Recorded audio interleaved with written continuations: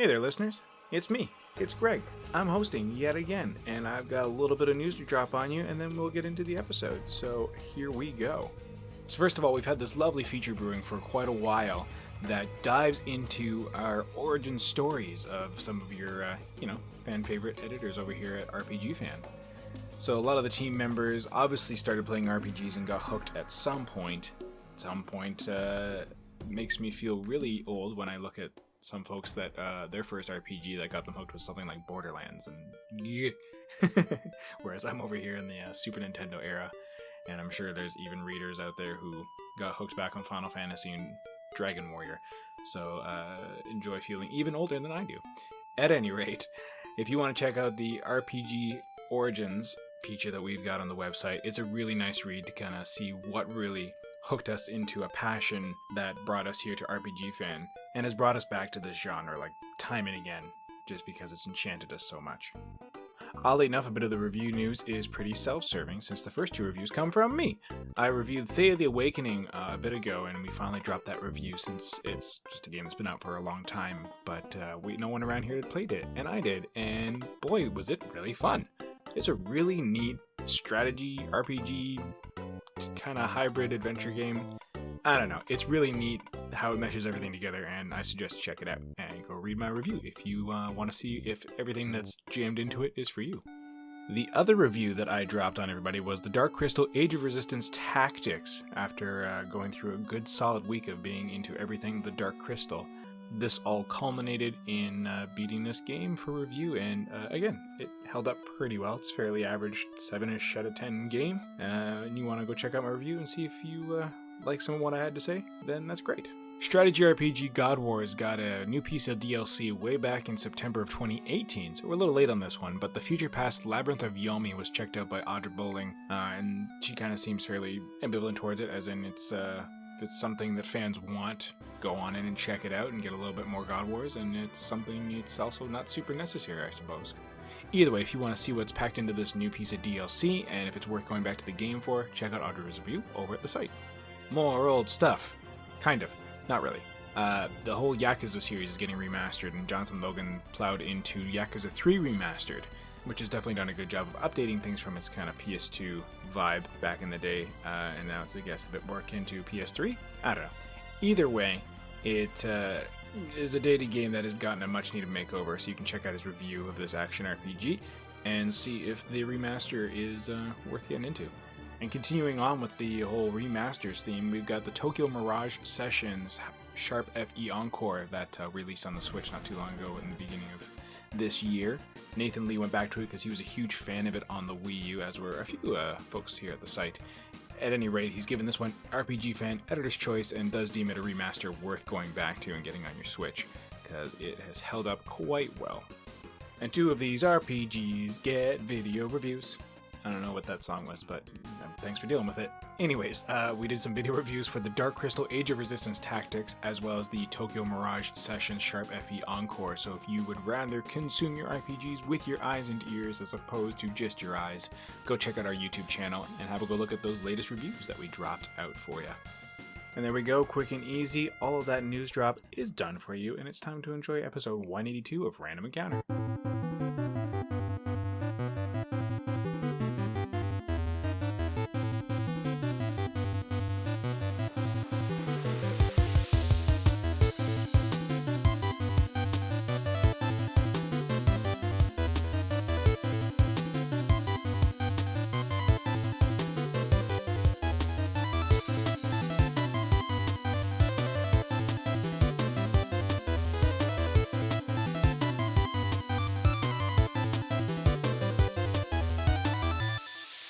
Hey, you're here. So glad to have you here. You're listening to us again. That's a good thing. I'm glad you decided to come back and listen, because I've got some really nice people here on episode 182 of Random Encounter. I have got Caitlin Argyros back from the wilds of Shadowbringers. Well, temporarily. Never can escape Final Fantasy XIV for long, but, sometimes I have to take a break and play other games. Sometimes. Just sometimes. I mean, as we discussed over the end of the year, end of the decade, I guess, at that point, kind of episodes. There's a lot you got to catch up on. Yes, yeah, and I'm doing well so far. I've already beaten one game last month and working on another this month and a third later on. Ooh. Just in time for the onslaught next couple of months. Final Fantasy and Last of Us. We have thankfully had some delays to help that out a bit, but yeah, I'm actually like when the first delay, like the very first delay was Last of Us getting delayed to May, and I was sad at first, but now I'm actually really glad because it gives me the chance to actually play these games. Everybody's bank accounts heaved a sigh of relief for a moment. Yeah. Well, I mean, I'm buying them all anyway, eventually. Exactly, but you can space it out a bit now. Yeah. You don't have to risk not paying rent that month. Well, I guess I'm going to go do stand-up comedy in order to buy all these games right now this month. Amateur nights on Tuesday. Let's try this out. Oh, I owe money. Okay, great. Now, that being said, our other wonderful panelists today, we have Nathan Lee. Hey, Nathan, welcome back. Hey, thanks for having me, and I'm actually here. I didn't sleep in this time. It's true. Fun fact, Nathan was supposed to be on episode 181, and then he slept through the episode. Only half of it, actually, but by that point, we were too far gone without him. You missed a good talk about Mecha. Oh, man. I would have missed that. But I need to go back and listen to that, actually. Now I think about it. See what you missed out on. I mean, Yeah. You know, it's just talking. But we got you. We got you this time around. And, well, yeah, I don't think we've talked to you since last year. Wow, it's been a long time. No, it's like been a month. Maybe 2 months. Anyways, we've all been busy. We're all playing games again. Yeah. Yeah, already into February. Yeah, I'm just kind of shocked that it snuck up on us so fast. I was like, how is January already done? I don't get it.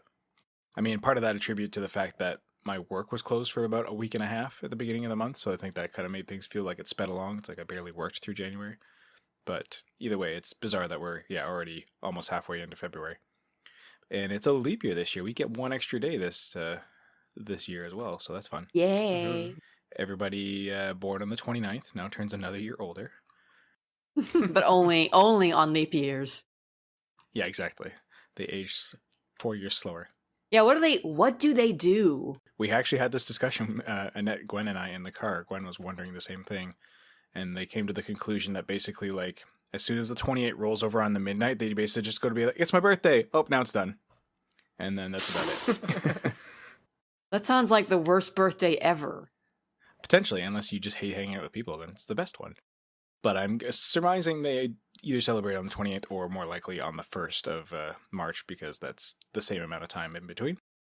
But it's still a funny thing to think of that you're not quite as, like, you don't age quite the same as a dog, but it's like every 4 years you turn a year old. It's weird. I just have a big celebration every 4 years. Yeah, exactly. Yeah. And we're also in the year of the rat, which is my year. I'm a rat, as I recall. So happy Lunar New Year for everyone who celebrates. And happy Year of the Rat to you. Did everyone buy a lot of things in the Lunar New Year Steam sale? No, I resisted.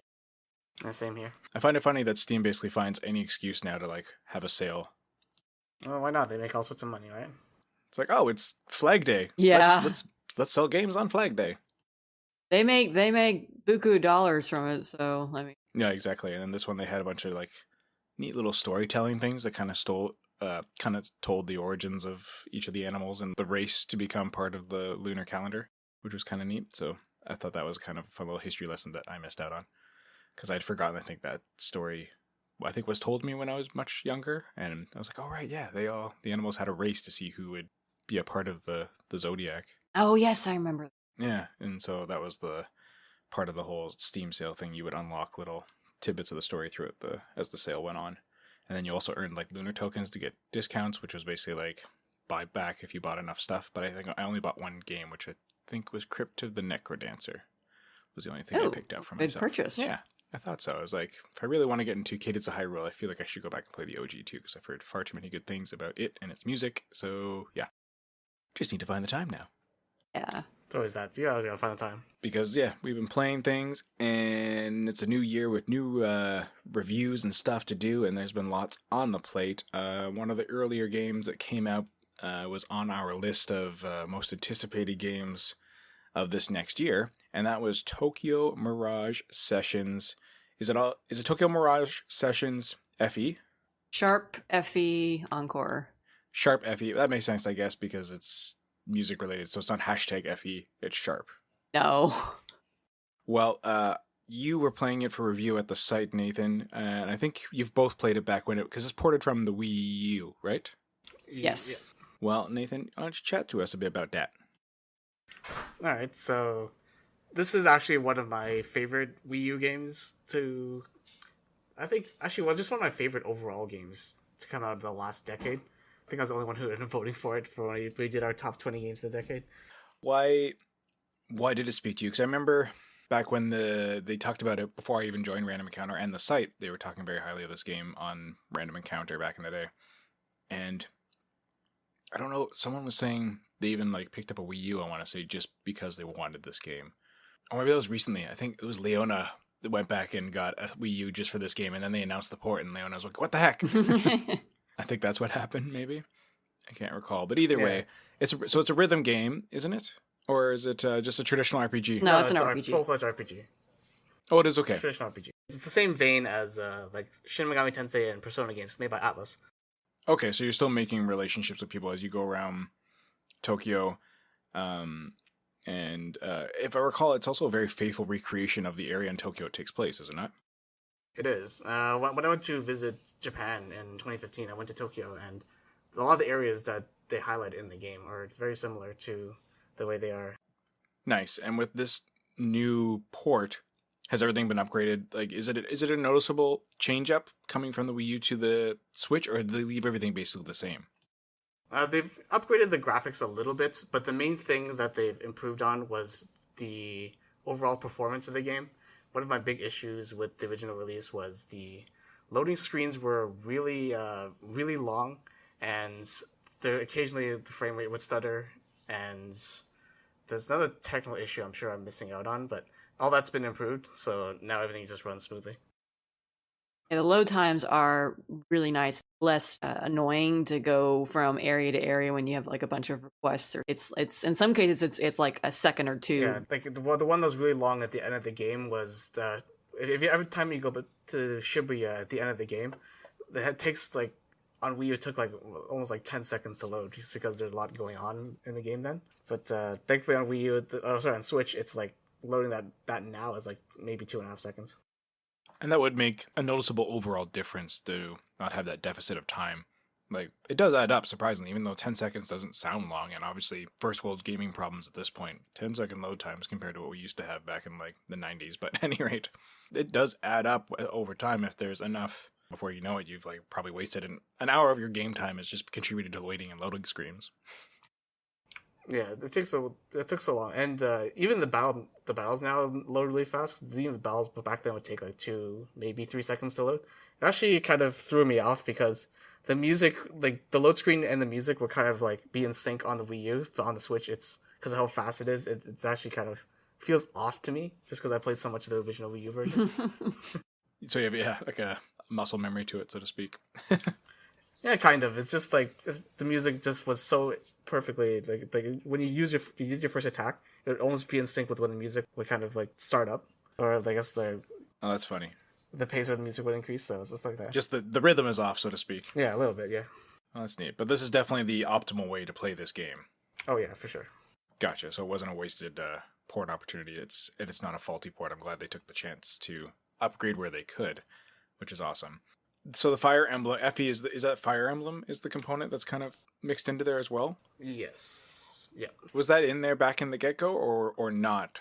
Yes. That was the original idea. In fact, before we knew that it was going to be kind of more like an idle sort of kind of setup with the story, it was just originally teased as being a Fire Emblem crossover game. Yeah, it was originally announced like back in January 2013, and it was like they didn't have much of a concept for it. It was basically just Shin Megami Tensei's crossing over with Fire Emblem. That's all we knew for like 2 years until they revealed it as like this idle Fire Emblem game. And is it taking Fire Emblem characters and basically putting them into a modern context? So basically, if this was kind of almost like Persona, so every character in the game will have their own. I guess they call them mirages. They think of it like generally as like a persona. That's basically what they have. And the characters will follow them around and like be part of the story. But other than that, it's like Fire Emblem elements are pretty light. There's also some boss characters that are pulled from Fire Emblem, so it's not just like your player characters. especially in the first half. And that's what I was wondering, are these original characters made just for this, or are they fan favorite Fire Emblem characters that were brought into a modern context? So the Fire Emblem characters like that you have as your personas, I say Mirages. I don't know. I'm just intermixed between the two of them. It's an easy thing to do, yep.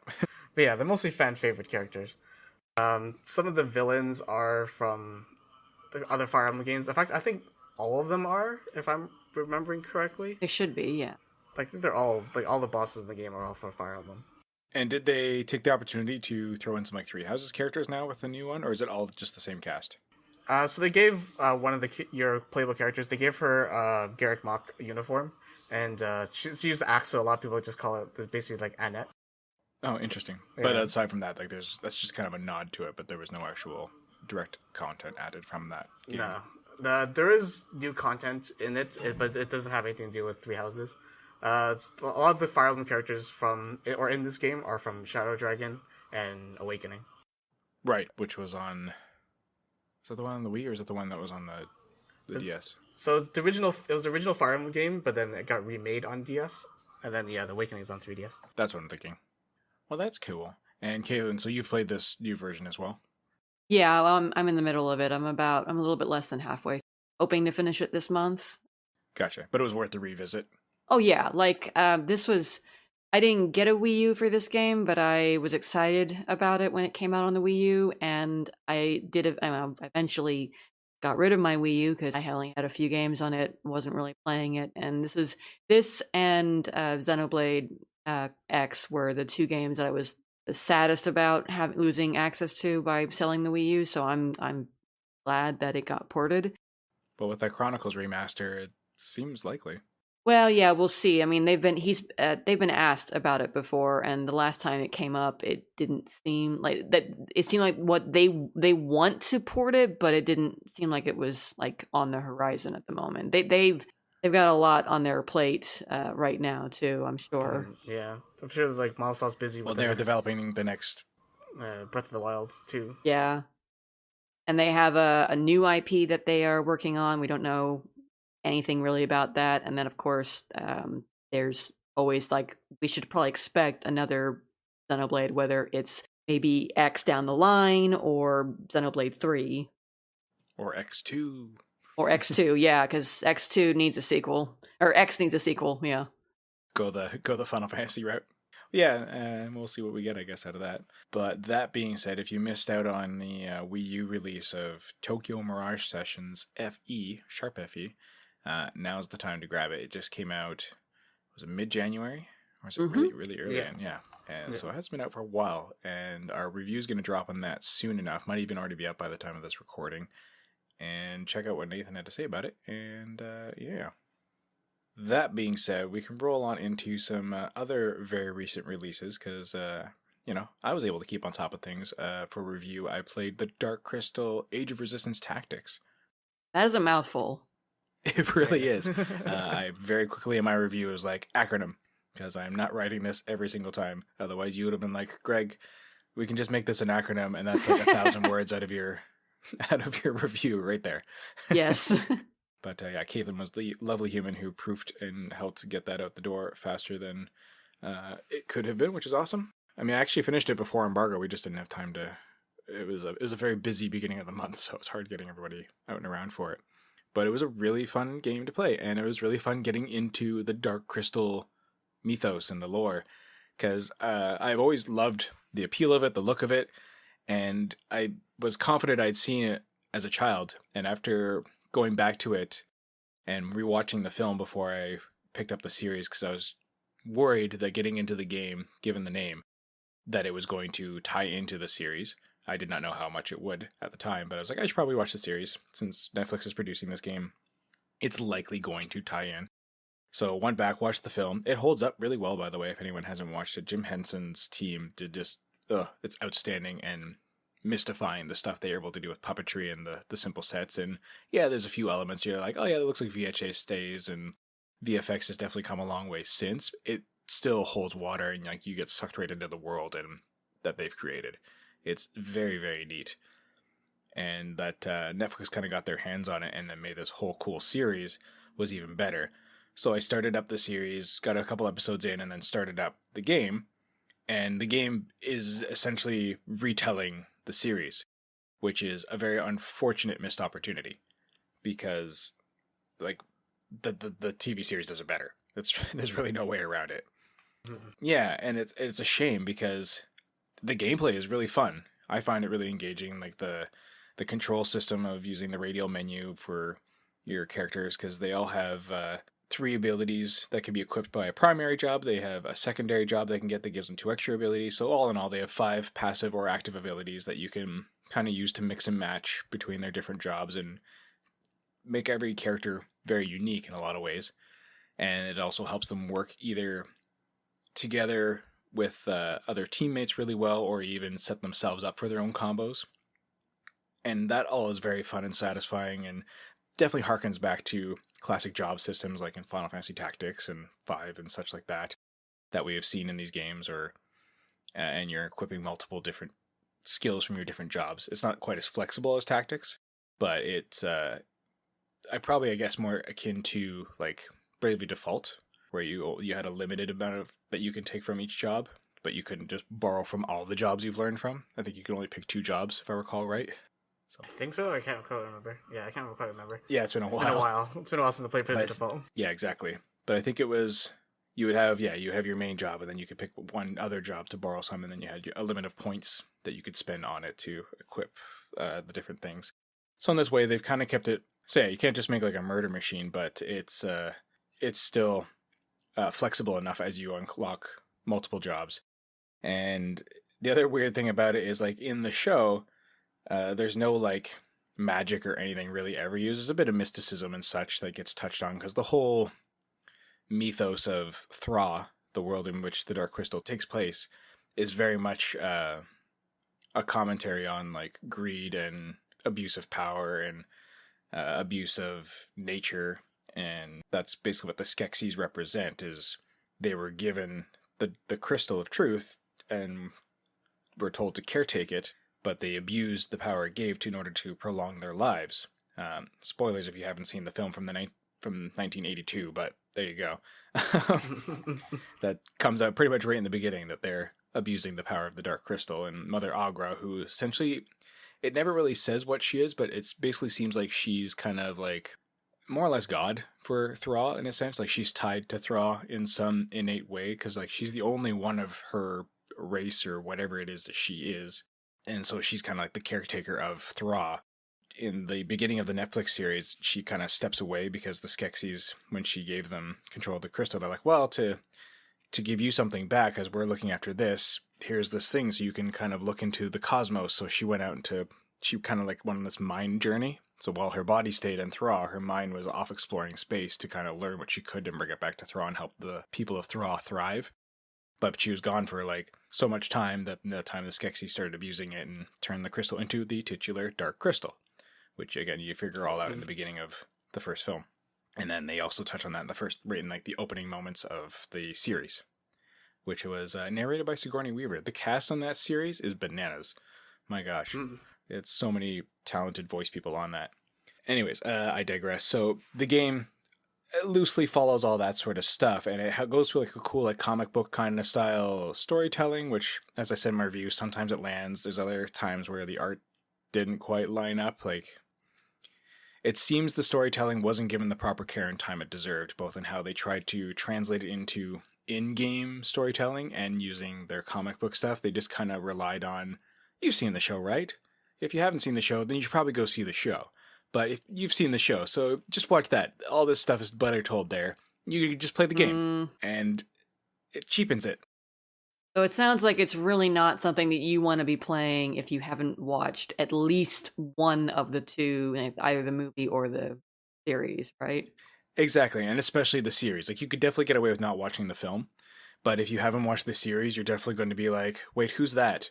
Wait, why is that person important now? Wait, they just glossed over a bunch of stuff. Someone's dead now? What's happening?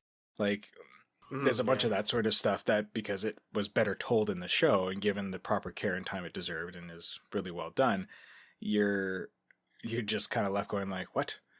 And so I kind of had fun playing the game in terms of watching it, or playing it while I was watching the show in tandem. Like, not that I watched the two while I was playing, but I would watch an episode, then go back to the game, and then progress a bit and go like, okay, now I know what's going on.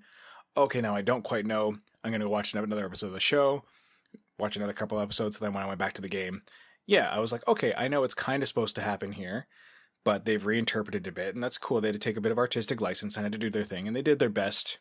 And then there's other types where like, that character is a small child in the show, but in this game, they're a full-fledged character that you can use in big combat. That's weird, but okay. Just because they had to make it make sense in gameplay mechanics, I guess. So they did their best, but it just seems like, I don't know if it was Netflix or En Masse, who is one of the publishers.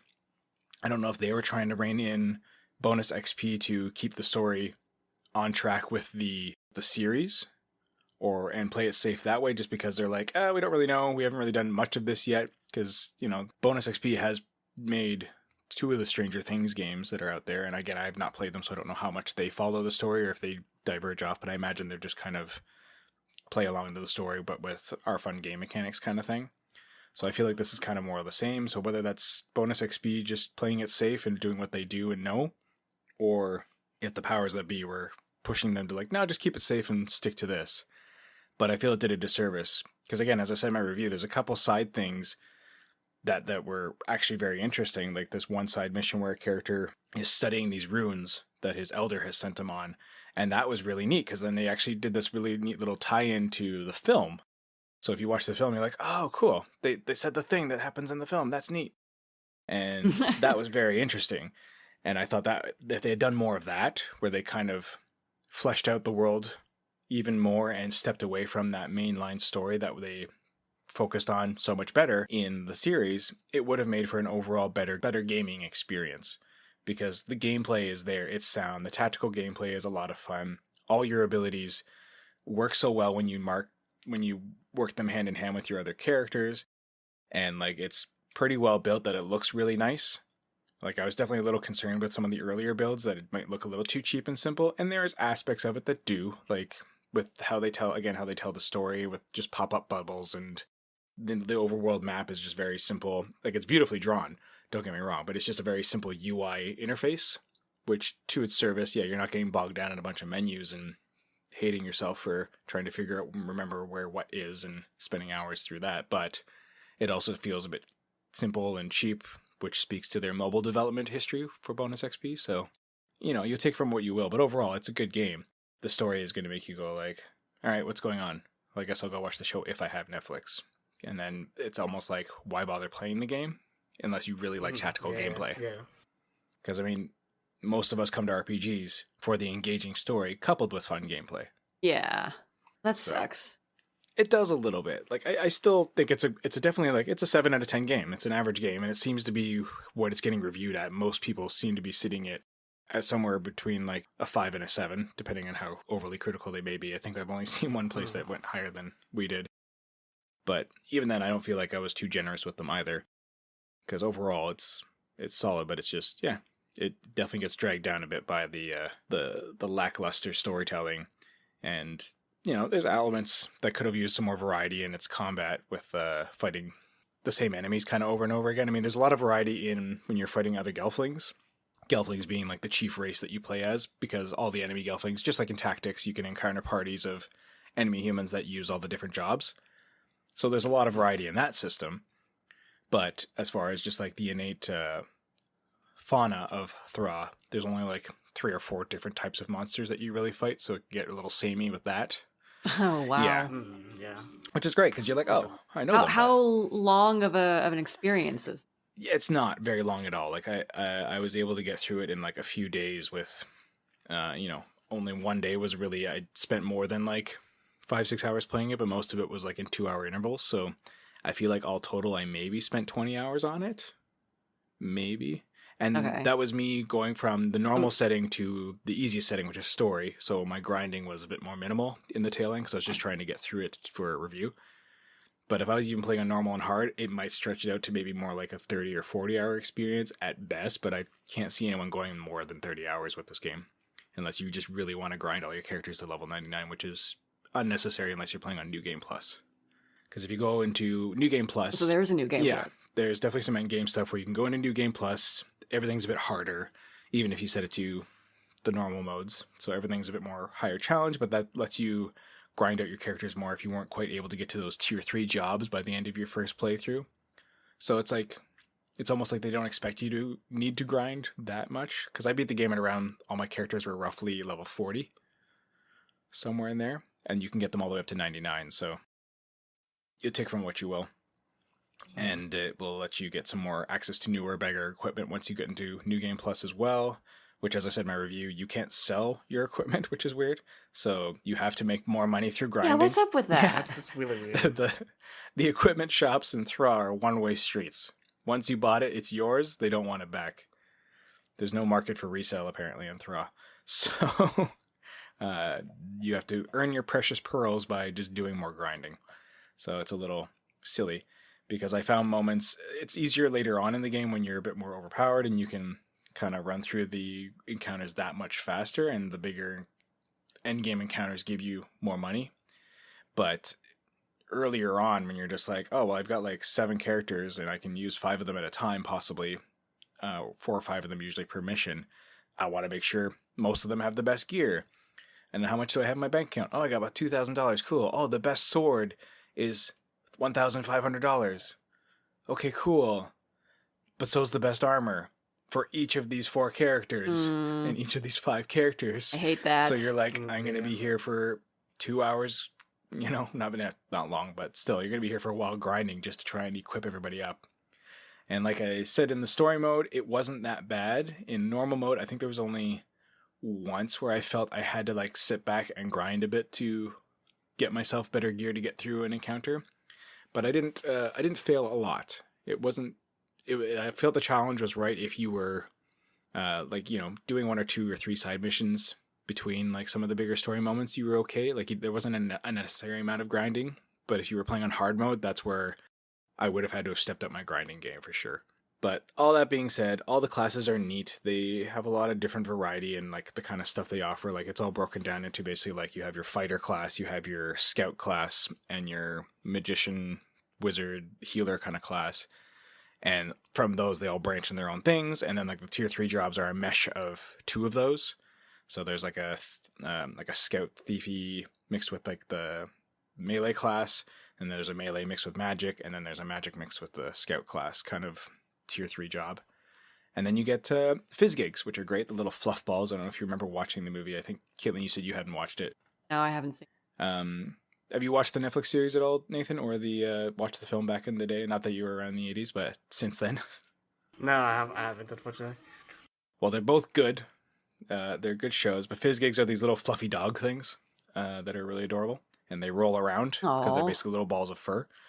And then you get one as a healer, and there's another one you get as like a scout, which is funny because it gets this skill where it can silence itself, and then it gets a passive skill that while it's silenced, it has an increased rate of doing critical hits, which that passive skill is called Sneaky Little, and then it trails off. And I love it because then it goes around nipping at people's heels and landing critical hits, and then if you put it with another passive skill that anytime it lands a critical hit, it gives other characters around it an attack bonus. So it's like you can do a lot of cool synergy stuff and start cascading those. So they're really good as a cool little support thing. And then you got podlings. You end up, I think I've got one, which is Hup, who's one of the main characters from the TV series. And then you get another one later on, and they get some cool abilities. Like Hup wanted to be a paladin, wanted to be the first podling paladin.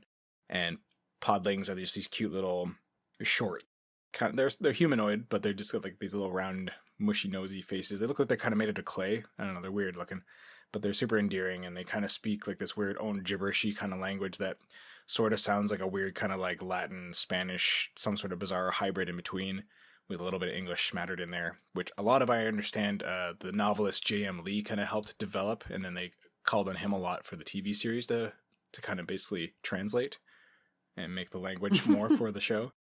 And so you can get Hup, and he wants to be a paladin. He wields a spoon, so all the podlings use spoons or forks and stuff, which made me think of Kina from Final Fantasy IX, which is great because once their evolution tree kind of goes, their jobs class tree goes in like a circle, and then they kind of can learn the 2 next to it, and then if you kind of like a sphere grid almost, and then if you go to the other job, then they can learn the next one next to it. But Ooh. the one I chose with him was to make him into a cook. So then I just went full Kina or Quina or however you say that character's name. But Oh, yes. so yeah, he was going around cooking people, which is great because he gets a passive ability where he hits them, it spices them, and then when they're spiced, it's just a status effect that you can do certain things.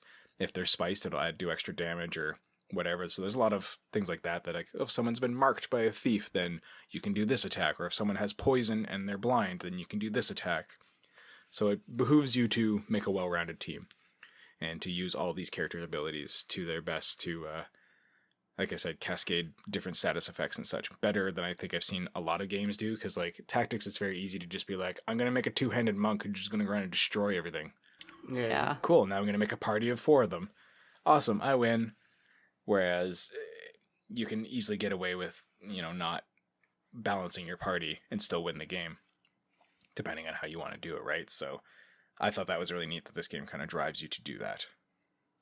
So anyways, all that being said, if you like the Dark Crystal, you're definitely going to get the most out of this game. If you don't like the Dark Crystal, there's really not a lot of point to pick it up unless you're just super into playing another strategy RPG. And it's a quality one, but watch the series and then pick it up. That's my best recommendation. Otherwise, you're going to be a little lost and you're going to get very little value out of it. So I guess, okay, question. So obviously, the series is on Netflix. Did they get the rights to the original film to also have on Netflix for people, like around when the series came out? Yeah, it is on Okay. Netflix.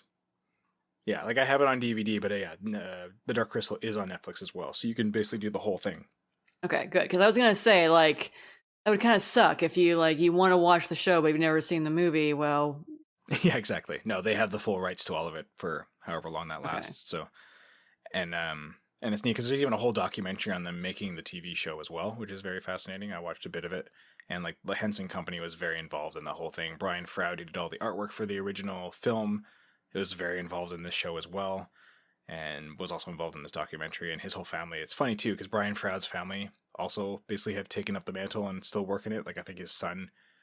Is his son doing... No, his son does, like, costume design and stuff and puppet design.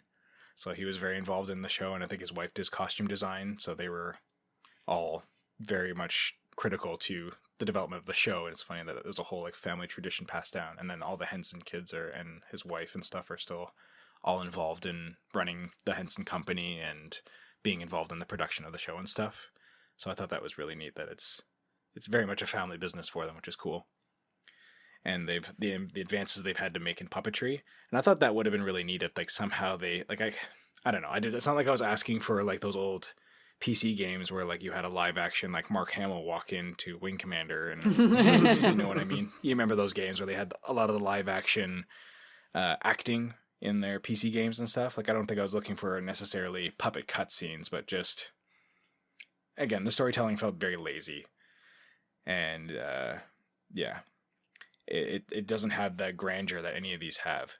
But that being said, I was going to say, right, I completely went off on a tangent there, Caitlin, to also comment on your thing about the Dark Crystal being on there. The series, and by proxy the game, are a prequel to the film. Mm-hmm. So, one way or the other, it doesn't matter which order you watch them in. I guess the only thing is just, it's weird, because like you can watch the film, and you'll be like, oh, cool, there's a lot of mystery and mysticism, and you'll want to know more about it. But you're like, cool, well, then there's a series, so I know I can see more about it.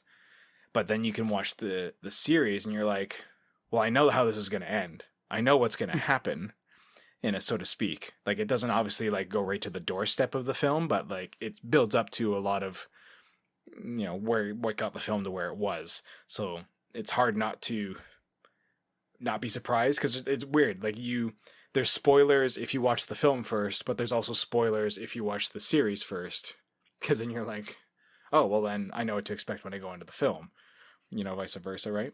Yeah. It's interesting. So you're going to be surprised either way, and then you're going to lose some surprise either way. Do you think it works either way, or is one order better than the other? I couldn't honestly tell you. I mean, I think if only just because... the aging of the film, it probably would be in your best interest to watch it first, just because going from they did a great job of matching the performances of a lot of the characters that are, because it's all the Skeksis are almost all the same as the ones that were in the film. So they had to voice match for some of those characters. And like one of the characters I like, which I commented on in the show, is the Chancellor. He has a very specific way of speaking, and they cast Simon Pegg as him for the series, and he did a great job of matching the original actor that played the Chancellor in the film back in '82. And so that's really neat. And so they did a lot of really good work with that. But again, there's still going to be a disparity in the quality, right? So it might be better for you to watch the movie first and then do the game/series. Okay. So you don't have that like whole like, oh, weird. This is, I can see a little bit of the the graininess, so to speak, of that old school kind of look. But again, it's aged very well, and you may not. It's just a question of, do you want to watch it chronologically as written story-wise or chronologically as released? For me, it read well going film then series, but that may not be for everybody. Well, I just unloaded a lot of Dark Crystal on y'all. It's you can get a lot more in-depth stuff from the video review and from the written review.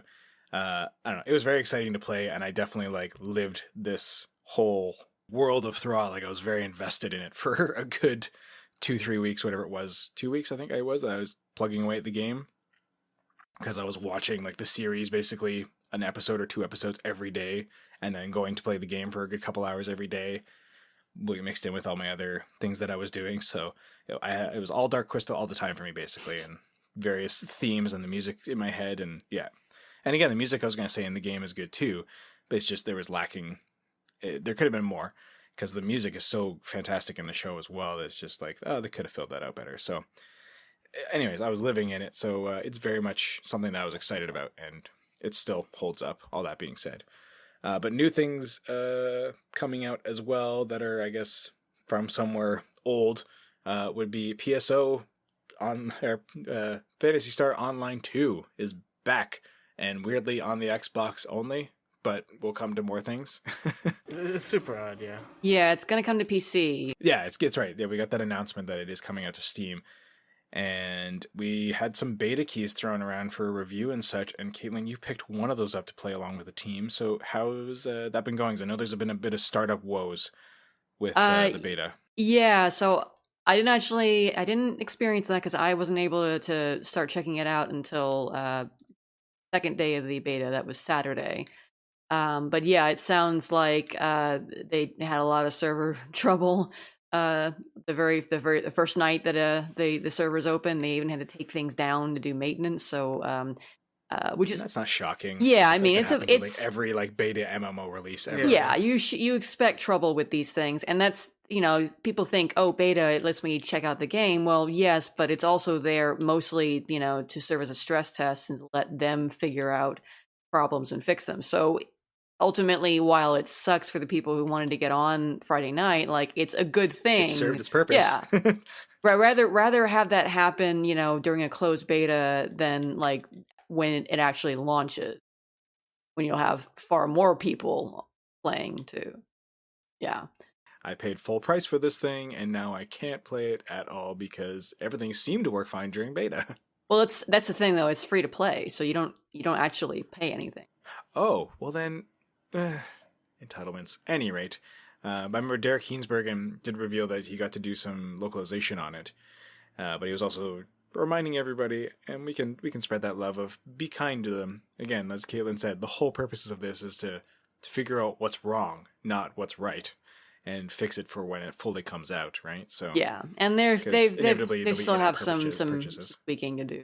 Yeah, with regard to that, I saw a fair amount of text boxes that where the lines were all kind of funky, like it would jump to the next line when there was plenty of space left in the box. So there's some with the game itself, there's some instances where like frame rate got pretty dicey depending on like what you were doing or how many people were there, and that's not really news for anyone who's played a game, B, an MMO. Even other big name MMOs like the one that I'm playing right now, Final Fantasy XIV, has instances where if you have lots of characters around, stuff slows down and stuff like that. So, but so yeah, they're gonna iron out the kinks, and they point blank told everybody playing the beta that, like, some things may not work right and you might experience issues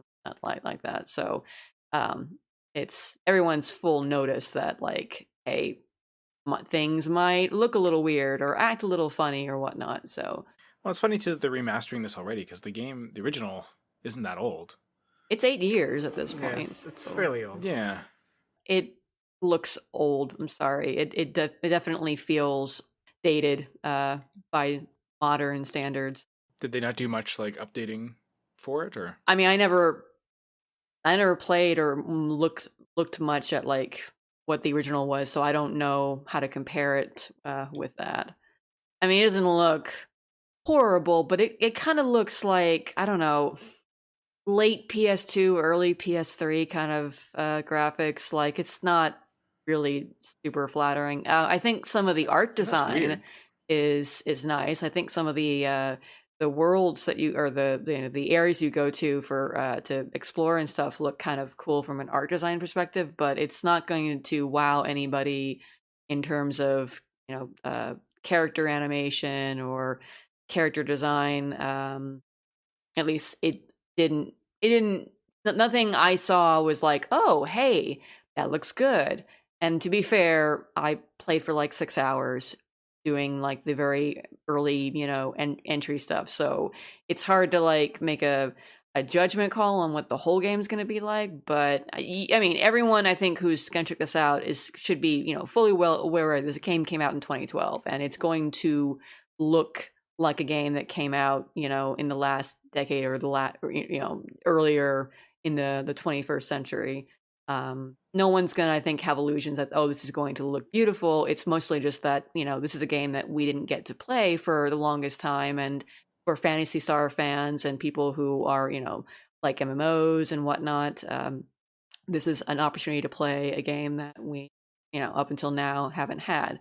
I think that's going to be more the appeal for people, is checking out a game that we didn't have before versus like, oh, it's this bright, spangled, sparkly new MMO, because it's not. It's No, it's only ever been ported to other consoles in Japan. Like, it was on the PS4 and the Switch in Japan. Yeah.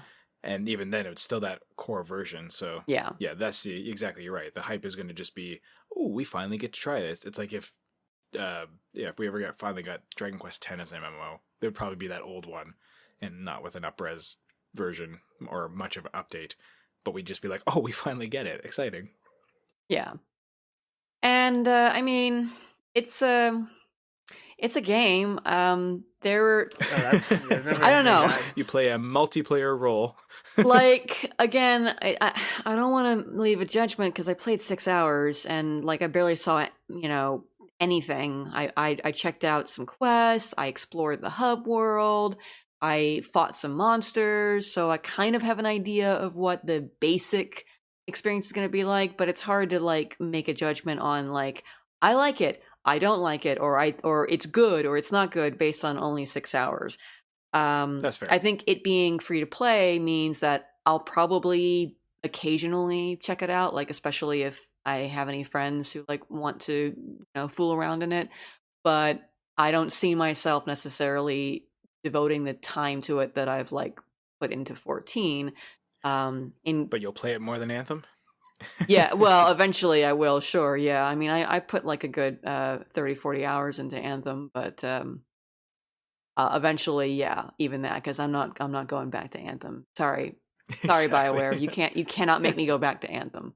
No, you have nothing to apologize for. Yeah,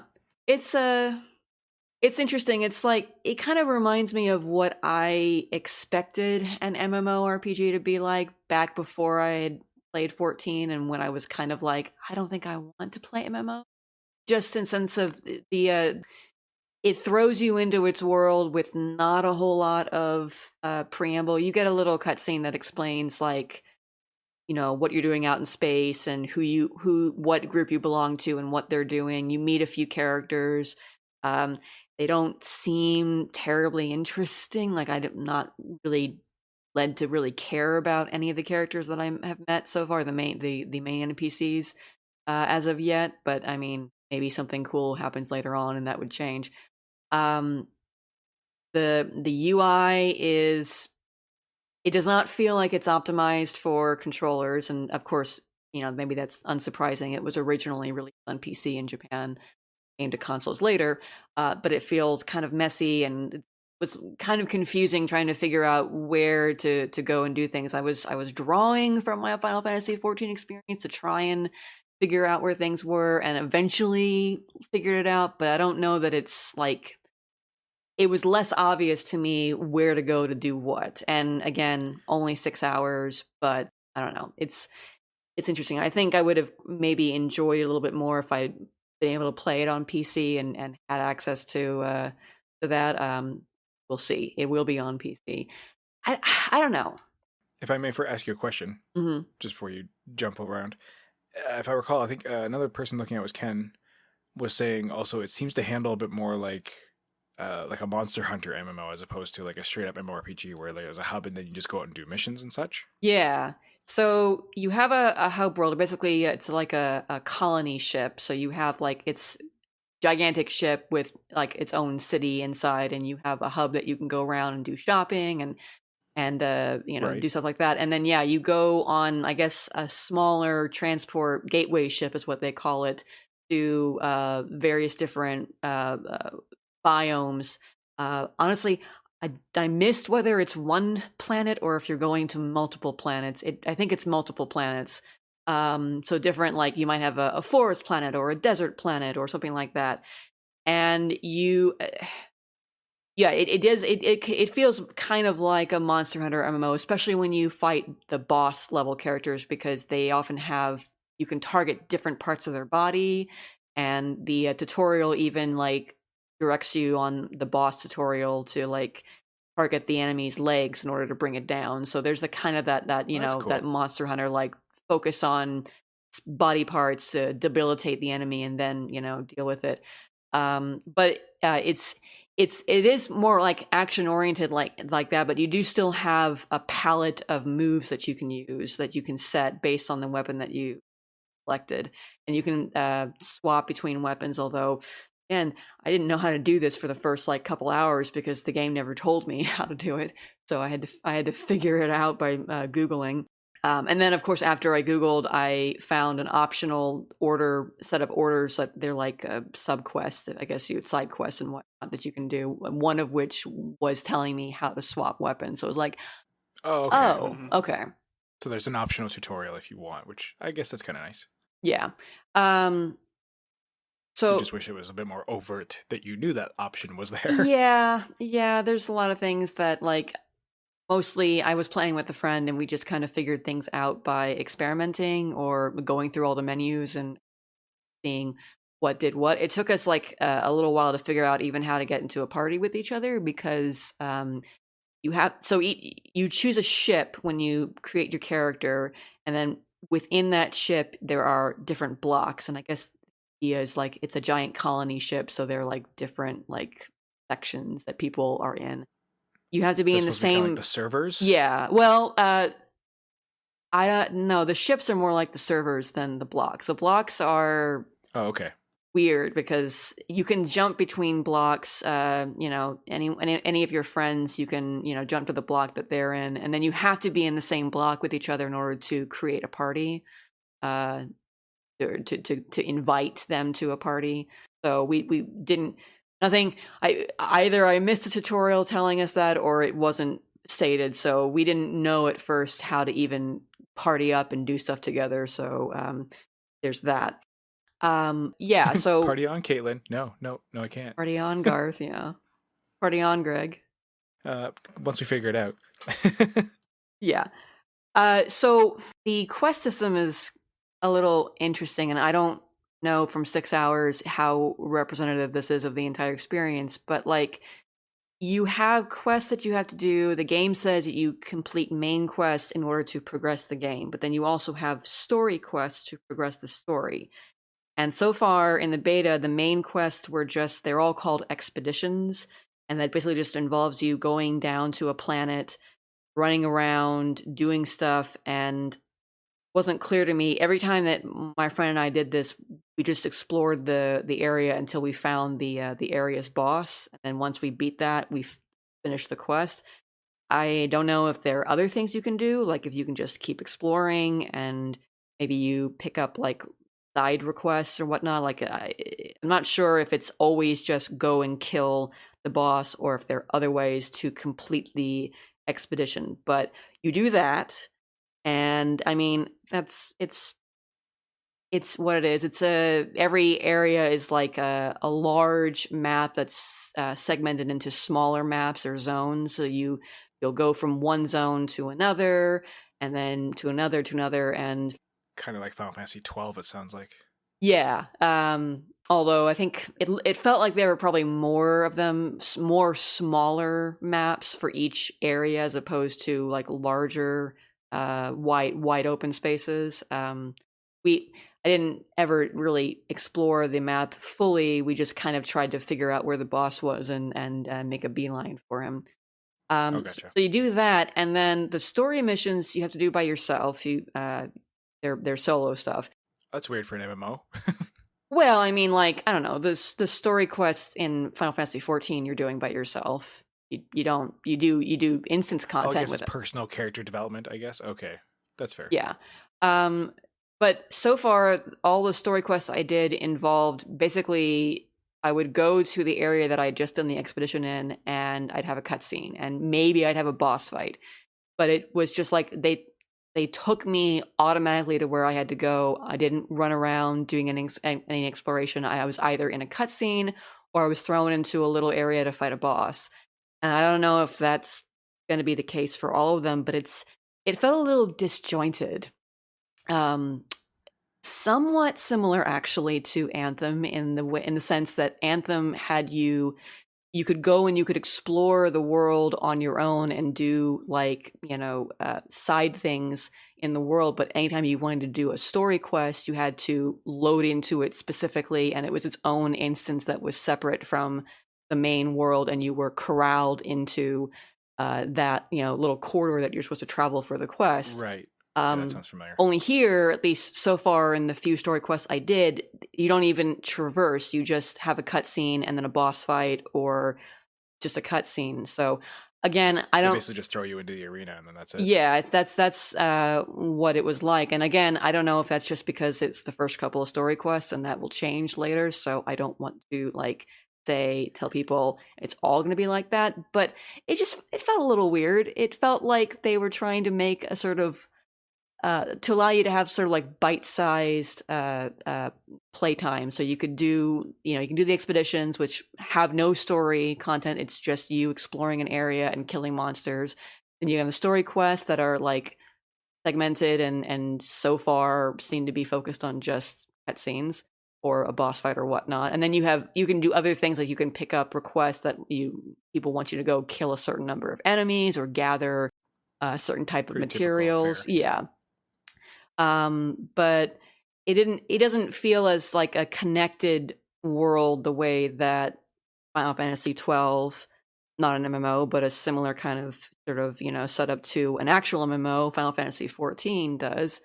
So I don't know, like I would need more time to play to see like how true that is for the whole experience and whether or not it, gets any more interesting and whatnot. Yeah. Well, I mean, it's easy enough to go look up stuff on it since it's been around for ages, right? Yeah. And it's got plenty of episodes, I think is what they call like their different releases. Like it went up to episode 6, it looks like, but it's just a question of how many story beats or elements were released like within each of these episodes. Like is it little chunks that you get at a time? And was this thing that you got to play, was it simply just like a trial? Like was it even No, it's the game. Oh, it is. Okay. So it's just like early moments of the game. Okay. It is literally the game. You actually download, I mean, it's the beta client, but it was a 70 gig download, so I suspect it's literally the entirety of the game. Okay. And they've already said that everyone who's in the closed beta, your progress carries over to I think there's going to be an open beta later on, and then the Right. actual release.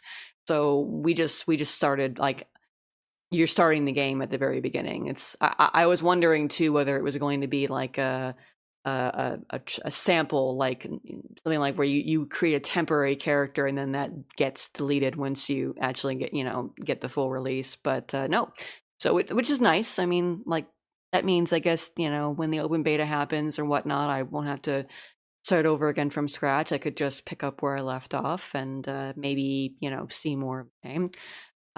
That's fair. But yeah, I don't know. It hasn't ignited with you quite yet. No, yeah, I think I need to play more. I think the concept of it is really cool because, like, it's an MMO in space, and you have character classes where you're using like laser swords, or you're using laser rifles, or you're slinging. Well, it's not. It's called. I think. From what I understand, the magic in the world is basically like photon energy. Like they don't actually have magic because it's in space and it's sci-fi, but you use photons or whatever. Yeah, photon arts, right? Yeah, and you get photon points, PP, to use them. Yeah. So I think sort of almost like if we maybe one day had like a Star Ocean MMO, which now that I'm thinking about that, I would love that, but don't know if that's ever going to happen. What about a Mass Effect MMO? Oh, well, that That'd be would, nice. assuming it's like Mass Effect Trilogy level of quality and not Mass Effect Andromeda level of quality, I'd be down for that. I love that Mass Effect MMO. It would be pretty rad if, like Caitlin said, though, yeah, that would definitely need to be done right and not half-assed. Yeah, so, I mean, I need more than 6 hours. It's okay. Like, I stuck around for 6 hours, which was longer than I originally expected to. I thought I was going to do a few quests, run around the world, check out a few things, and call it a night because the beta was not up for very long. It's kind of a weird schedule that they started Friday night at 5 Pacific, and it ended, or it was originally going to end at right before midnight, going into early Sunday morning. They have said that they are extending the beta, possibly because of the server issues that were happening on Friday.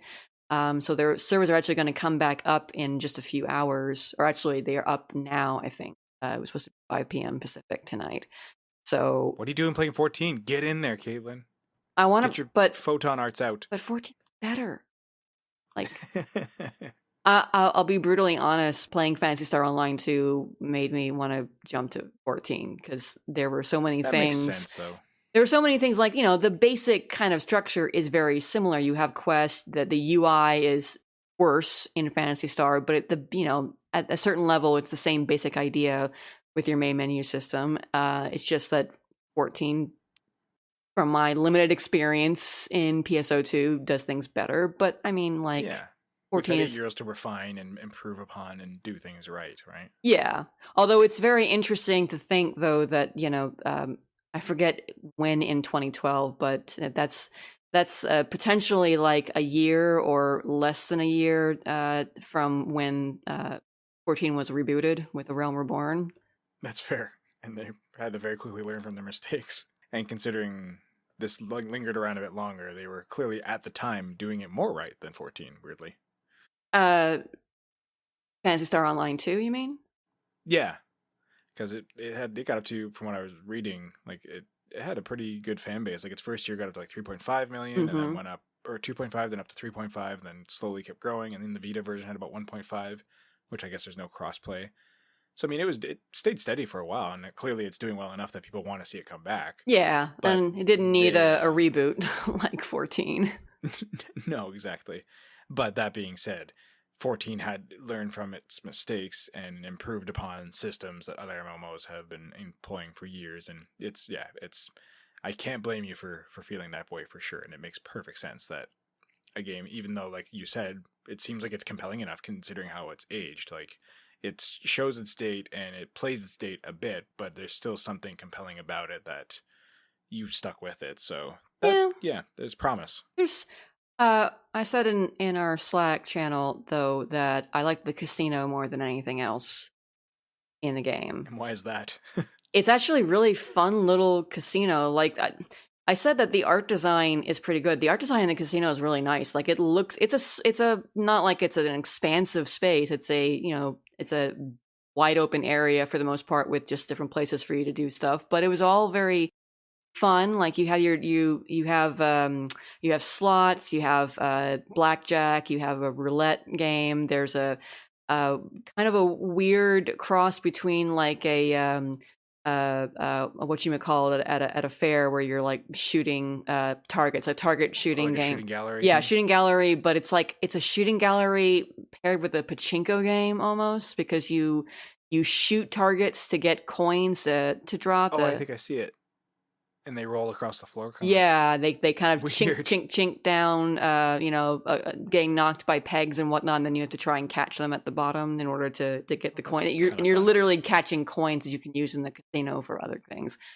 But it does look very gold saucery. Yeah, it's kind of gold. They even have little, yellow birds that are totally not chocobos. But yeah, I was like, that looks suspicious. Yeah. So yeah, it does kind of have a very kind of a gold saucer feel to it, and it was fun. Like my friend and I ran around doing different games. The UI like tells everybody who's in the casino at that point if somebody wins big. So and like actual players. So you could literally be following somebody who won big at slots or who bet it all on a certain number color combination on roulette and won big or whatnot. And the join in the excitement. Yeah, and like the graphics for the slots are cute. They're custom. They're not like your standard slot graphics at a real life casino. They're all kind of cutesy little pictures of animals and other things like that. That was fun. So like it was cool. There are balloons in the casino that you can click on and you'll start floating off the ground and can float around. And oh. I don't know that there's any reason for that to be there other than that it's just a fun little thing to do. But we spent like a good hour or two in the casino alone. So like they got the casino right. So I mean, that's cool. I might come back for the casino. And didn't you say there was an advert for Sonic in it as well or something? Yeah. So they have like big screens all around the different areas of this ship, and the shopping center, which is also where they had a concert. So at some point they had an NPC singing a couple or one or a couple songs there, but you also have big screens in that area, and they were playing the latest ad for the Sonic movie. That's kind of funny. You could literally just sit your character down and watch this ad. And I was chatting with my friend, wondering if okay, does that mean that we'll see like an ad for Yakuza 7, like maybe when that comes around to a Western release, or like is there any chance they might like play wholesale like episodes or a movie that Sega owns the rights to or whatnot? Like could they actually what's the content they're going to throw on there, right? If they're generating some NPC content for shows and concerts, like how expansive are they going to get with that? It was kind of a cool thing, transmedia thing. it almost felt like I'm gonna I don't know, people are gonna yell at me for this, but you ever like Second Life almost kind of like, oh right, it kind of felt like it wasn't just that you were playing a game, but they were trying to create the feel of living in an actual world and having real world like experiences. So there's a cafe you can go and you can sit and whatnot. There's the casino. There you have personal quarters that you can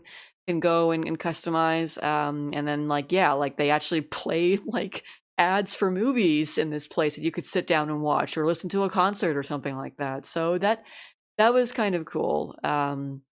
Speaking of the quarters, my friend and I found out very quickly that at least that and other areas are where they're adding in the microtransactions, because the game itself is free to play. They have to find a way to pay the bills otherwise. So one of those areas is you can buy stuff and you can customize your quarters to a certain extent for free, but if you really want to change the theme or the look of the place or stuff like that, you had to spend real world money for that kind of thing. That makes sense though. Yeah, and there were other areas where we saw that you would buy things, premium things using real world money. So I'm sure there's going to be gear and costume modelments, and do they have as the ever important things of familiars and mounts?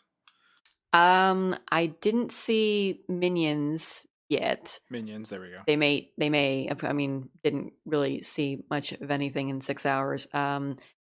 I didn't see any mounts, but I wouldn't be surprised. Some of the expeditions, like I said, we didn't really make a point of filling out the entire map when we were doing these things, and there are a decent amount of zones to go through, so I could see having a mount would be useful, but I don't know, like I said, I knew that Phantasy Star Online 2 existed and that it was at this point, before now, never released outside of Japan, and that's the extent of my knowledge. So someone's listening to this right now who's a mega fan and is like, well, they have this and that. So by all means, share with all of us, on Discord or Twitter. Let help those of us who are like new to the series and the game, like be our gurus and share whatever insights you have. Certainly, like when I come back around to playing this some more, hey, all information, whatever the help I can get is good. Well, Caitlin has put so many people into Final Fantasy XIV by talking of it so highly on this podcast and made Square Enix so much money. About time someone talks her into playing something else and getting her money somewhere else. Yes, yeah, please. Talk her into Phantasy Star Online. Like, all you have to do is just tell me that, like, yeah, maybe it's like that at the beginning, but it gets, like, if you do that, that's totally, I think, fair. That's karma, because that's what I've been saying about 14 to people, is that I think it's good from the very beginning, but that it definitely gets way better, past a Realm Reborn content. So if that's the case with Phantasy Star Online 2, cool. It's free to play. I'll put some hours into it here and there and, get to the better stuff, but not, and I mean, I say that better stuff like it's like bad now. It's not. Like, it's okay. It was an interesting experience. I'm glad that it's free to play, because I don't think I would be paying for this to play more of it. But since I don't have to, I might find myself from time to time checking it out. So yeah. At the very least, it's a palate cleanse, right? From your high fantasy. To be I'm gonna go shoot lasers now. Yeah, and like, I don't know. There are other MMOs that I've wanted to check out that I haven't, because I'm still so, focused on 14, that this is good that I, yes, focused, we'll call it. I'm not obsessive. Come on. I know some people who are obsessive, but she says as the IV is literally dripping into your vein. I play this game like a couple days a week. I only play it more than that when like the new raid tier drops, which is going to drop next week. So I will be playing more then. Lose Caitlin for a while. Yeah.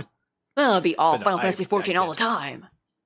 But yeah, you know tons about it, and again, it's hard to imagine, or hard to not imagine, that there's Phantasy Star Online fans who are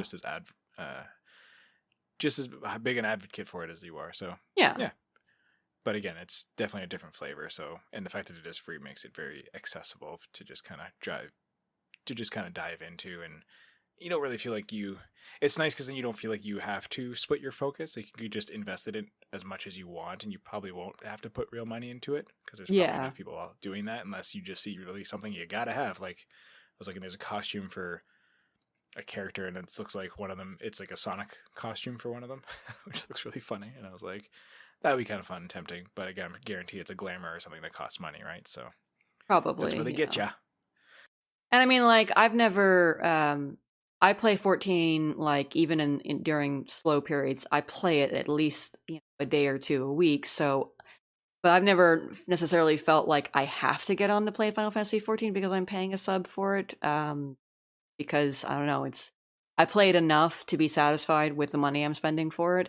But I can understand how people would be thinking, like, if they think they're not going to be playing for a while, that sort of feeling of like, well, if I pay my sub for the month, I gotta put in the hours. So having to worry about that definitely helps. And I mean, it makes sense. It's an 8-year-old game at this point. If they had legitimately said you're going to pay a monthly sub for the game, I don't know, it probably would have tanked. Yeah.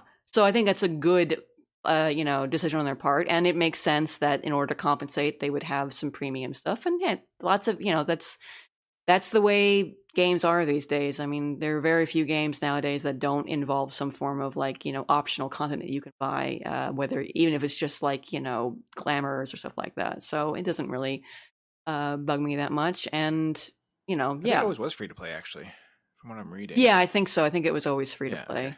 So, which is good. I mean, I'm like, wondering yeah. if the episodes came out free too, but yeah, it must have always just been in-app purchases, so to speak. So Yeah. either way, that's cool, and it's coming to the Switch as well. I think. Oh, is looks it? like. I don't think they've announced anything outside of that. Yeah. No, they haven't. Never mind. Yeah, it's on the Switch. It seems like it In would be Japan. reasonable for it to come to Switch if they already have it on the Switch in Japan. It would be weird for them not to, I guess. Can we also get it on Vita as well? Right. Did you do any of the Phantasy Star Online, Nathan? No, I've always been interested in it because I remember a lot of people really wanted to come over here, but I'm not an MMO guy, so probably won't be playing it. But we'll see. That's fair. I really, I guess I can maybe find some YouTube videos or some stuff on Twitch or something like that. Or, well, not Twitch, but like, some video somewhere. But I'm very curious at how this game both ran and how it was like to play it on Vita, because it's a fairly busy UI just in general. And I'm just thinking about like having all that on a really small screen like the Vita and having fewer buttons by default. Or I guess, fewer buttons and then being forced to use the back touchpad to maybe compensate. Like, I don't know. It'd be very interesting to see, like, if there was like a dedicated Japanese community that really just played. Just enjoying the portability of it. But yeah, looking at, like, there's a screenshot they have on their Wikipedia page, and yeah, it is a very cluttered UI. There's a lot going on. Yeah. Which really makes me appreciate streamlined design. And that's one thing, again, as I was saying, like, even going back to our discussion with Dark Crystal, like, the fact that some developers get the minimal maximize screen time, and yeah, you can get all that information by quickly going somewhere else. Like, they just had a quick little pop-up menu if you wanted to get any information on any of the stuff going on screen, where you're just like, oh, I want to know the details of that character or how these status effects work. Press X on the character and then the details pop up. It's even simpler than how you could do it in Tactics, and I thought that was great. But it also means there's not a bunch of unnecessary, like, oh, just so you know, this means poison, and this says this, and this person has that, and there's this many timers left on this thing, and it was all very minimal. And you could argue, with the way UIs they are these days, that some of it could be hard to read. But even playing it in handheld, like, it's just so uncluttered. So I echo your sentiments that if you're getting it on Vita, or if we get it on Switch over here as well, like, it's not a lot of real estate to play with. Yeah. But that being said, we'll see how far that goes. But it sounds like a neat experience either way to kind of try something different. And if it's such a low barrier of entry, you may as well try it out and go play in a space MMO, because there's really not a lot of them that I can think of. Yeah, I mean, like, obviously you think about something like Star Wars: The Old Republic, Yeah. but there are other space games that are going to be like, massively multiplayer, but they're much more like real time, not, RPGs. So Star Wars is the one that really comes to mind, like an actual RPG MMO.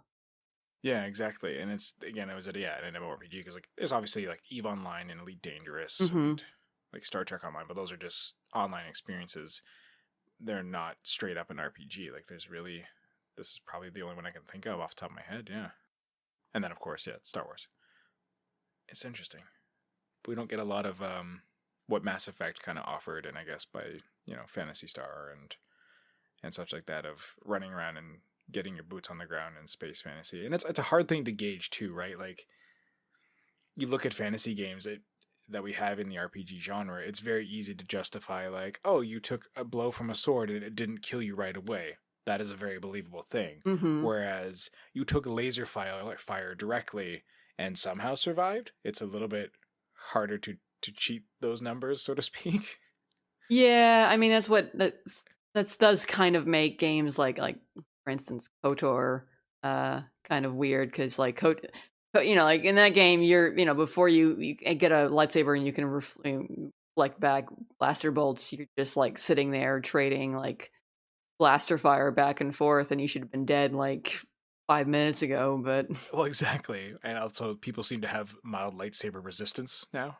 They're not just getting like cut in half and cauterized. Right, yeah, like, because Because combat would be over really quickly if you could, like, if they work the way they're supposed to, like in the films and Yeah, whatnot. exactly.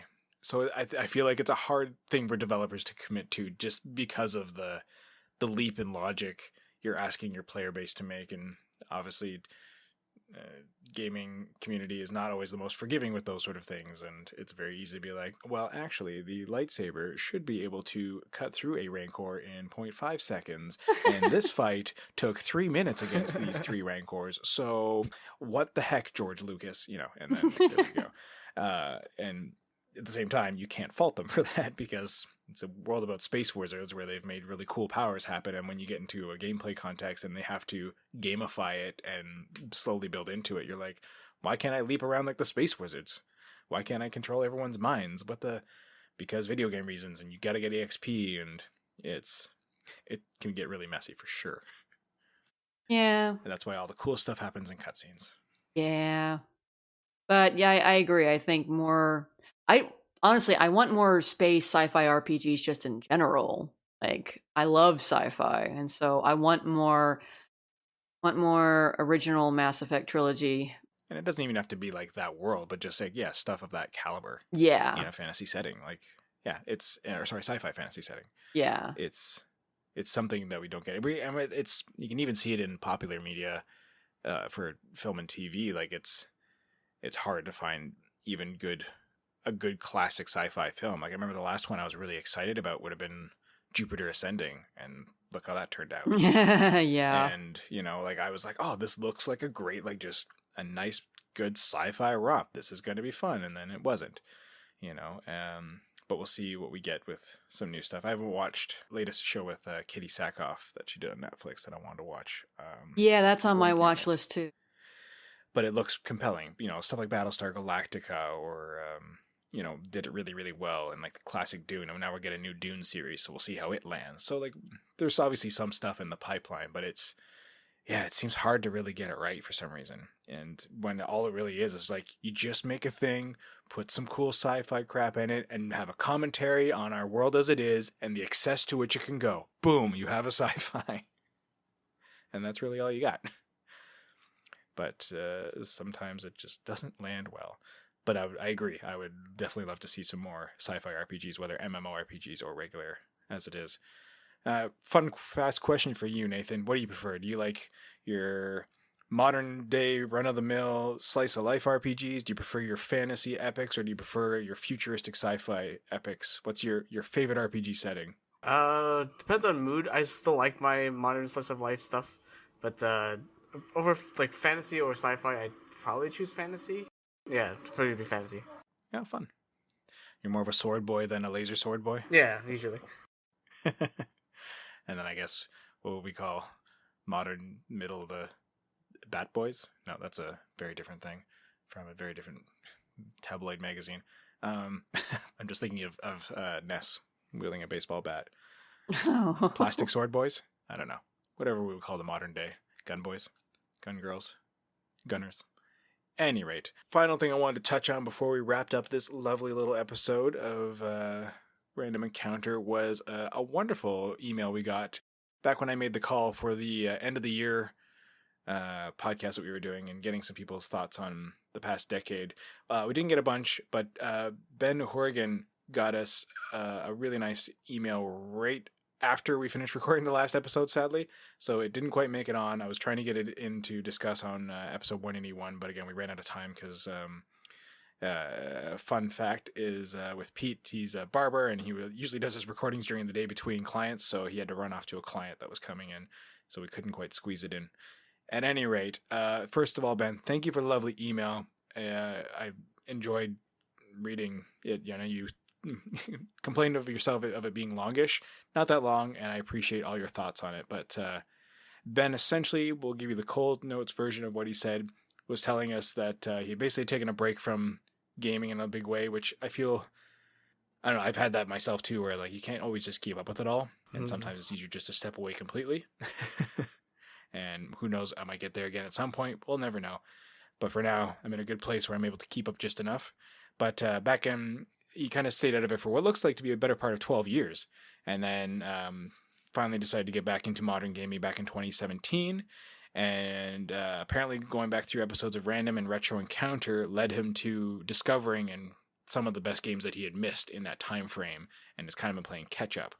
So over this past decade, he said for him, his like top game series that he discovered, which apparently was through us, was the Trails series.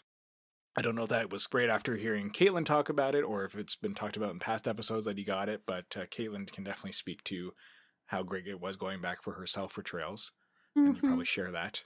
Yeah. I'm sure there's been plenty of discussions over the years about Trails. Yeah, no doubt, but it's definitely again, it's a sentiment I'm sure Caitlin has of like it was worth going back to within this past decade to be like, man, I missed this. How did I let this go? And it's good to know that Ben has taste. As he says, and he puts it, he basically found the entire series incredible and sums it up as war and peace in JRPG form. Just multiple times. That's a good description. Mm-hmm. Actually, there's a lot of quotable things in here that we can pull from what Ben had to say. Persona 4 Golden, it got him into reading about some Jungian concepts, apparently. I haven't played Persona 4, but I'm guessing there's a lot of philosophical thoughts and questions in it, and psychiatric analysis. Mm-hmm. I don't know. Yeah, okay. That feeds in there. Yeah. And Xenoblade Chronicles is topping up on his list for being lovely and having a surprisingly good story for how big and broad of a JRPG it is. And I agree, it has he says it has the best ever JRPG soundtrack. I don't know if it's best ever for me, but it's definitely up there. It's up there for sure. Yeah, that would be this discussion could get very long if we start debating if it is or not, or what is better than it. But it is. I agree. It is a fantastic soundtrack. AI the Somnium Files was a good sleeper hit for like Mike Slosey got in at the end of the year. There's a spoiler cast coming up for it, I think, or not. I can't remember. That was in the talks. I don't know if we're actually doing it or not. But enough people like fell in love with it. Caitlin, have you gotten to it yet? Yeah, you did, didn't you? I played it specifically for the spoiler cast, which that's right. Thought already went up, but okay, maybe it did. I'm not up on the up of it all, but either way, was a big fan of that over this past decade, as well as Virtue's Last Reward, and just great stories there. And then Breath of the Wild is it sounds like just the best game to just kind of chill out and relax to. Like he says, goes for a walk in the hills or in the rain, just when you can't. Which is funny. My wife and I was over brunch this morning. We're chatting about agritourism, and which reminded me of an article that Kim wrote for Game Informer. Kimberly Wallace used to work here. I think it was Kim, or was one of her fellow editors. I can't remember, but I think it was a Game Informer article about how we as humans crave the pastoral, which is what draws us to experiences like Animal Crossing and like the Harvest Moon games and Stardew Valley and stuff like that. Like we need nature in our lives, and we try to get it wherever and however we can. And that's, kind of why Animal Crossing was made. He just wanted to get away from his like big city busy life and just wanted that small town community vibe. And that's why the game was originally made. And that feeds into that. And that's why we went to see theater, and that's why we go for walks in parks and all that sort of stuff. And now there's this whole agritourism that like we crave, getting in touch with our agricultural roots, I guess, and getting out into the countryside so much that you can pay to go and live on a farm for a vacation, but you work on the farm. So you work with the people who own the farm, you harvest, you learn about the agriculture, and you take care of the livestock and all that stuff. It's like basically real life going on a Harvest Moon vacation, which again, personally to me, it's exciting having grown up on a farm. I was like, that's a cool opportunity, but it's just very weird that is the thing that we are drawn to, but it's like we need it, right? So we are drawn to experiences like just popping in Breath of the Wild and just wandering around the wilderness. If that's the only way you can get it at the moment, take it. Because that game is very peaceful for that, right? Yeah, definitely. Like that's one thing I love even about Horizon Zero Dawn, which is an almost direct competitor for that in many ways.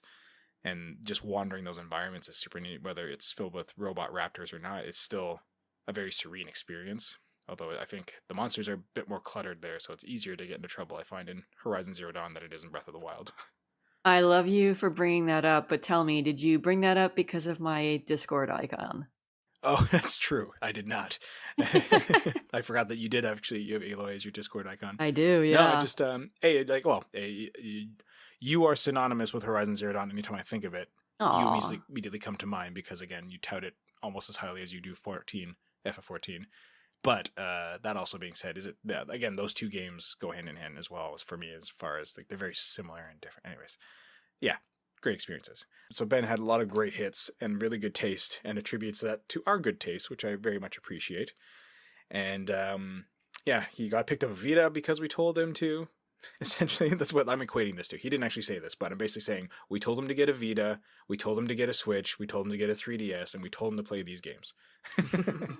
But our good influence, possible poor influence on his bank account, has led him to getting some of the best games and some of the best consoles and handhelds of the generation, so he can get into stuff like Trails of Cold Steel and Final Fantasy 12. He went back into Dragon Quest 1 through 3, so he's on Solosi's good list.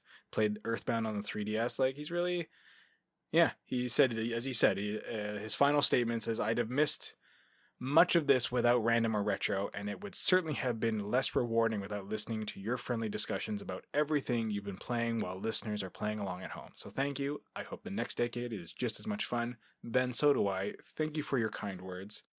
It's heartwarming to hear that we have that much of an effect on people throughout our various generations of hosts on any of these podcasts. I feel the same as you. Like, there's so many games I want to play just because of listening to people talk about them on the podcast.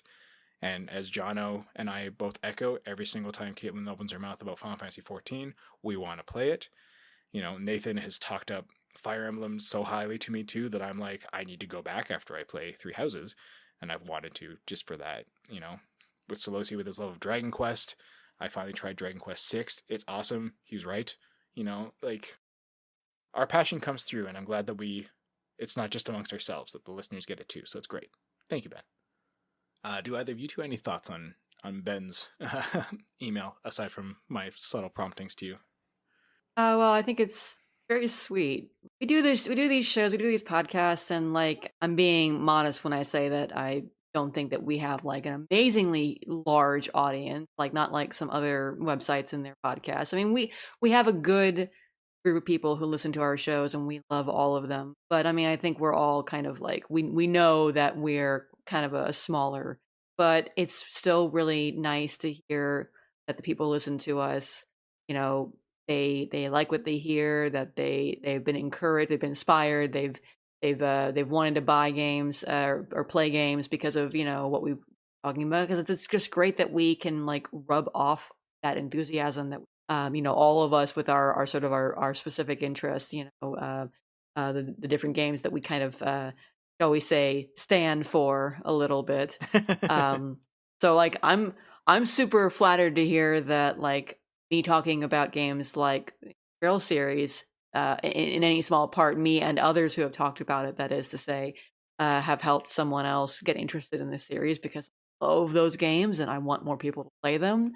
Yes. And I guess just like, hey, we're doing something right here. We are sharing our love and our enthusiasm for RPGs, and it's helping other people find and discover RPGs and to become enthusiastic and to love them too. So like, I think it's like kind of like we're doing a good job, right? Yeah, beautifully put. Random encounter. We attack, but we also protect RPGs. Yes. I think you just found the title for the episode. I may have, actually. It's a great title. That brings us to, I'd say, a very lovely ending of this episode of A Random Encounter. We're getting up there. We got 18 more episodes to go now till we hit the magical 200 number. And I don't know, there was a big celebration back at 150 just around when I came on board. Whether we'll do that 50 episodes later, maybe we'll wait to 250, maybe we'll wait to 300. I don't know. Either way, we're getting up there.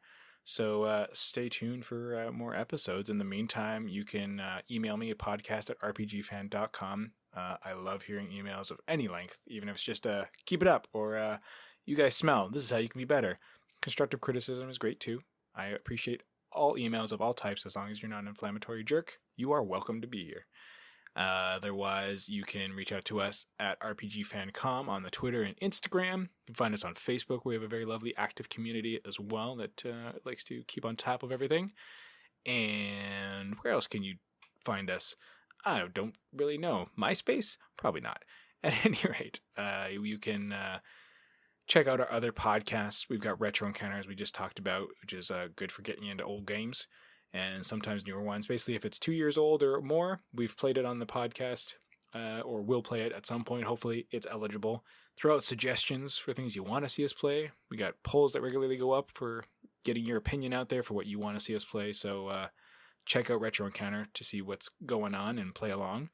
And we've got Rhythm Encounter if you like music. Some older episodes, you can listen to the dulcet tones of Caitlin going into her favorite RPG themes, along with several other guests, even as far back as Stephen Meyerink, old Stephen back when he was here with co-hosting that with Derek.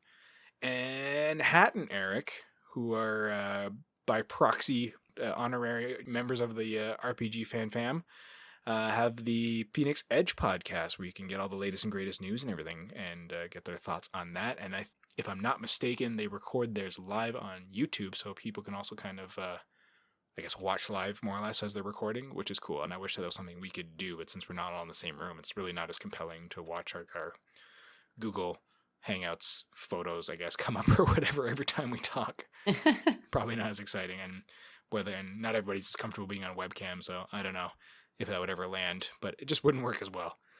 It's more of an in-studio thing that's more exciting. But that being said, we have had talks of getting our episodes on YouTube in some way, shape, or form. So if listeners prefer to listen to them on there, hopefully sometime this year we'll get it all organized and fixed. Just there's been other priorities, of course. But that's the gamut of things you can put in your ears from RPG Fam. We've got our YouTube channel if you want to watch our reviews and trailers and all that sort of stuff. All the social medias, all the emails, read the reviews at rpgfan.com. You're here. You probably know all this. Whatever. Why am I telling you? Thanks so much for listening. Thank you, Caitlin and Nathan, for being on this episode with me. Thanks for having us. Yeah, it's good to be here. It's been a pleasure, as always. And to you listeners, I'll always have you back, too. Bye for now.